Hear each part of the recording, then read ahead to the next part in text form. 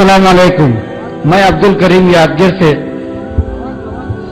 सवाल ये करता हूँ, कुरान और हदीस रहने के बावजूद भी हम लोग फिरकों में क्यों बदल रहे हैं, फिरकों में क्यों भटक रहे हैं? भाई साहब ने सवाल किया कि जब हमारे पास कुरान और हदीस है तो फिरकों में क्यों बटे हैं। इसका जवाब अल्लाह सुब्हानहू व तआला देते हैं सूरह अल इमरान में, सूरह नंबर 3 आयत नंबर 103 में, वातसिमू बिहब्लिल्लाहि जमीअन वला तफर्रकू, कि आप अल्लाह की रस्सी को मजबूती से पकड़ो और आपस में मत बटो। अल्लाह की रस्सी क्या है? अल्लाह की रस्सी है कुरान और सही हदीस। अल्लाह ताला फरमाते हैं कि कुरान और सही हदीस को मजबूती से पकड़ो और आपस में मत बटो। अल्लाह ताला फरमाते हैं सूरह अनाम में, सूरह नंबर 6 आयत नंबर 159 में, कि जो कोई शख्स अपने दीन को या इस्लाम को फिरकों में बांटता है, या अल्लाह के रसूल, तुम्हें उसे कोई लेना देना नहीं। अल्लाह सुब्हानहू व तआला उनका हिसाब किताब करेंगे आखिरत में। तो फिरके बनाना इस्लाम में हराम है, फिरके बनाना इस्लाम में हराम है। लेकिन अफसोस की बात है, हम माशरे में देखते हैं सारी दुनिया में तो मुसलमान कई फिरकों में बटे हैं। हम जब पूछते मुसलमान से, चाहे तो कोई मुस्लिम कहेगा कि मैं हनफी हूं, कोई कहेगा मैं शाफी हूं, कोई हम्बली, कोई मलकी, कोई देवबंदी, कोई बरेलवी। अल्लाह के रसूल क्या थे? हनफी थे, शाफी थे, हम्बली थे, मलकी थे, देवबंदी थे, बरेलवी थे, क्या थे? अल्लाह के रसूल मुस्लिम थे। अल्लाह ताला फरमाता है कुरान मजीद में, सूरह इमरान सूरह नंबर 3 आयत नंबर 54 में, ईसा अलैहिस्सलाम वो मुस्लिम थे। अल्लाह ताला फरमाते सूरह इमरान में सूरह नंबर 3 आयत नंबर 67 में, इब्राहिम अलैहिस्सलाम मुस्लिम थे। और जो आयत से मैंने मेरे तकरीर को खत्म किया वो सूरह फुसिलत की आयत थी, सूरह 41 आयत नंबर 33, वमन अहसनु कौलन मिम्मन दुआ इलल्लाहि व अमिला सालिहान क़ाला इन्ननी मिनल मुस्लिमीन। वो शख्स सबसे बेहतर है, वो शख्स जो लोगों को अल्लाह की तरफ बुलाता है, अच्छे अमाल करता है और कहता है कि मैं मुस्लिम हूं। तो अगर कोई शख्स आपसे पूछे आप कौन हैं, तो सबसे अच्छा जवाब है मुस्लिम। अफसोस की बात है कि अक्सर लोग फिरकों में बटे हुए हैं और अपने अपने ग्रोह बनाते हैं। हम अगर देखते हैं ये चारों अइम्मा, इमाम अबू हनीफा, इमाम शाफी, इमाम अहमद इब्न हंबल, इमाम मलिक, अल्लाह की रहमत सब पे हो। मैं चारों अइम्मा की इज्जत करता हूं, बड़े आलिम थे, बड़े उलमा थे, इज्जत करता हूं। चारों उलमा ने कहा कि आपको कोई भी मेरा फतवा मिले जो अल्लाह और रसूल से टकराता है, मेरे फतवे को दीवार पे मारो। ये चारों अइम्मा जब फतवे दिए, उनने अपने तहकीक के जरिए फतवे दिए और ये कहा कि आपको कोई भी मेरा फतवा मिलता है जो अल्लाह और रसूल से टकराता है, मेरे फतवे को मत मानो। अबू हनीफा ने एक हनफी मसलक बनाने के लिए नहीं आए, इमाम शाफी एक शाफी मसलक बनाने के लिए नहीं आए, इमाम मलिक एक मलकी मसलक बनाने के लिए नहीं आए, इमाम अहमद इब्न हंबल एक हम्बली मसलक बनाने के लिए नहीं आए। उनने अपने तहकीक के जरिए अपने फतवे पेश किए और हमारा फर्ज है कि हमें बात मानना चाहिए अल्लाह और अल्लाह के रसूल की। अगर मिसाल के तौर पे मुझे एक फतवा मिलता है, इमाम शाफी का फतवा है कि अगर आप वुजू में हैं और कोई खातून का हाथ लगता है तो आपकी वुजू टूट जाती है। जब मैं सही बुखारी पढ़ता हूं, वहां पता लगता है मोहम्मद सल्लल्लाहु अलैहि वसल्लम ने वुजू में थे, अपनी बीवी हज़रत आयशा को छुआ, उनकी वुजू नहीं टूटी। अबू दाऊद में भी है। तो ये पता लगता है मुझे कि सही हदीस के हिसाब से जब इंसान वुजू में है تو اس کی وضو نہیں ٹوٹتی. تو میں کہتا ہوں کہ میری وضو اگر خواتین کا ہاتھ لگتا ہے تو وضو نہیں ٹوٹتی. تو میں کہتا ہوں کہ میں پکا شافی ہوں 100%.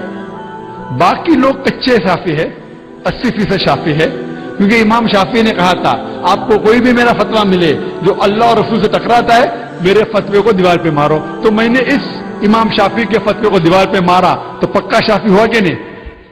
میری وضو نہیں ٹوٹتی, اسی لیے میں پکا شافی ہوں. جو عام لوگ اپنے آپ کو شافی کہتے ہیں وہ کچے ہیں 80% یا 70%.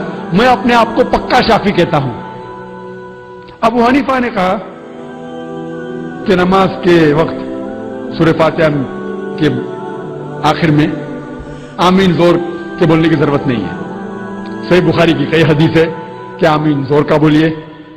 کئی حدیث ہے آپ کا آمین اگر فرشتے کے آمین سے ملیں گا تو آپ کے گناہ معاف ہوں گی.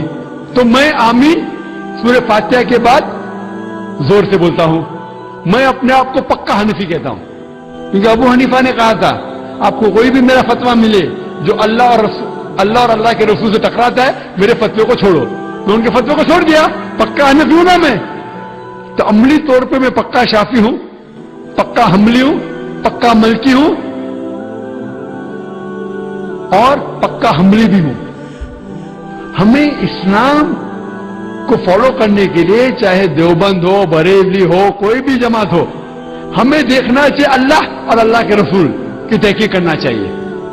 ہمیں اس میں تحقیق میں اگر ملتا ہے حق کی بات اس کے پر عمل کرنا چاہیے. لوگ اگر کہتے ہیں, کچھ لوگ کہتے ہیں کہ اہل حدیث ہے, مثال کے طور پہ جماعت اہل حدیث ہے, میں کہتا ہوں کہ میں سب حدیث پہ عمل نہیں کرتا ہوں, صرف صحیح حدیث پہ عمل کرتا ہوں. میں اپنے آپ کو اہل صحیح حدیث کہتا ہوں. حدیث ضعیف بھی ہے, موضوع بھی ہے, صحیح بھی ہے. میں جانتا ہوں کہ اہل حدیث بھی صحیح حدیث پہ عمل کرتے, لیکن اگر میں اپنے آپ کو کہوں گا تو میں کہوں گا میں اہل صحیح حدیث ہوں, کیونکہ میں پکا قرآن اور صحیح حدیث پہ عمل کرتا ہوں. ضعیف حدیث پہ نہیں, صحیح حدیث پہ عمل کرتا ہوں. اگر کوئی اپنے آپ کو کہنا چاہتا ہے, اللہ نے اپنے آپ کو کہا کہ اپنا لقب دو مسلم, تو اسی لیے لقب میں اپنے آپ کو صرف مسلم دیتا ہوں اور کون سا بھی نہیں. عملی طور پہ پکا حنفی ہوں, پکا شافی ہوں, پکا ملکی, پکا حنبلی, پکا اہل حدیث. لقب سے میں اپنے آپ کو مسلم کہتا ہوں, کیونکہ اللہ تعالیٰ فرماتے سورہ حج میں سورہ نمبر 22 آیت نمبر 78 میں اللہ تعالیٰ فرماتے ابراہیم علیہ السلام سے کہ ہم نے آپ کا نام رکھا مسلم. اس سے اچھا الفاظ ہے ہی نہیں.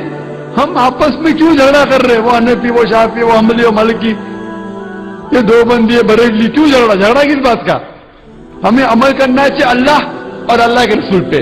کوئی بھی دنیا میں کوئی بھی شیخ ہو, کوئی بھی فتویٰ دے رہا ہوں, آپ اس سے پوچھیے کل ہاتھ برہانکم, آپ کا برہان پیش کرو. یہ قرآن کی آیت ہے سورہ بقرہ سورہ نمبر 2 آیت نمبر 111 میں.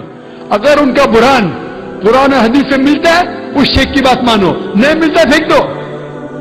میں جو کہتا ہوں اسلام میں ذاکر, جو اسلام میں کہتا ہے وہ زیرو ہے, زیرو, کوئی اہمیت نہیں رکھتا. اسی لیے میں جب بھی جواب دیتا ہوں قرآن اور حدیث کا حوالہ دیتا ہوں. میری اہمیت اسلام میں زیرو ہے, کچھ نہیں, شونیہ, زیرو. اسی لیے میں جب بھی جواب دیتا ہوں قرآن اور حدیث کا حوالہ دیتا ہوں. اللہ جو کہتا ہے, اللہ کے رسول جو کہتے ہیں, صحابہ جو کہتے ہیں, اس کی اہمیت ہے.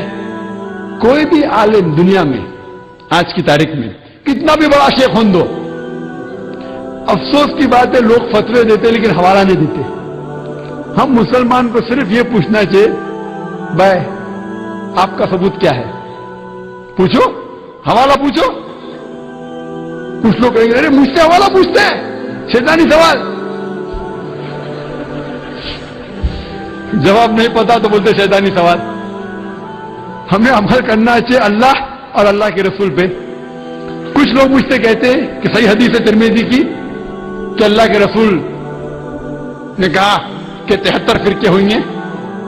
اللہ کے رسول نے کہا 73 فرقے ہوں گے, یہ نہیں کہا کہ 73 فرقے بناؤ.